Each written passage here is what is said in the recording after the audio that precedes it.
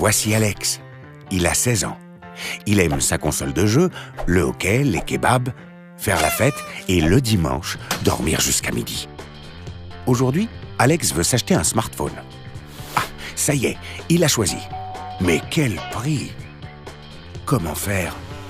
Pas question de faire appel à l'aide de papa et maman, ce sera son smartphone. Il faut épargner. Épargner, c'est mettre de l'argent de côté pour pouvoir le dépenser plus tard.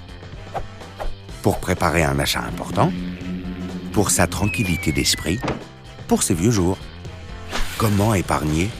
En mettant tous les jours sa petite monnaie dans une tirelire, puis en versant cet argent sur un compte d'épargne en fin de chaque mois. En mettant de côté une partie chaque début de mois sur un compte d'épargne. En évitant les achats impulsifs et inutiles.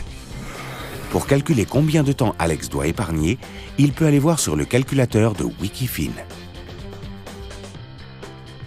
Pourquoi un compte d'épargne est mieux que la tirelire d'Alex? Un compte d'épargne rapporte des intérêts, un taux de base et une prime de fidélité. Alors que la tirelire d'Alex ne contiendra jamais plus que ce qu'Alex a mis dedans. Les intérêts d'Alex vont à leur tour rapporter des intérêts. C'est ce qu'on appelle la capitalisation des intérêts. Un compte épargne, c'est aussi important pour gommer les effets de l'inflation. L'inflation est une hausse généralisée des prix.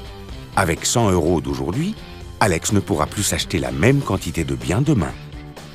À cause de l'inflation, le prix du cheeseburger va donc augmenter d'année en année. Mais les économies d'Alex n'augmenteront pas d'autant si elles restent dans sa tirelire.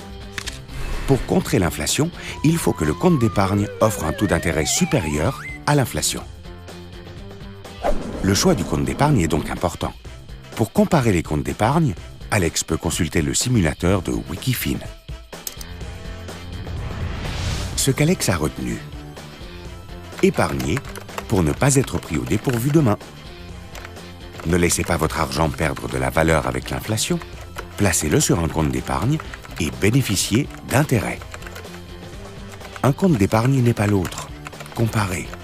D'ici quelques mois, Alex pourra donc s'acheter son super téléphone.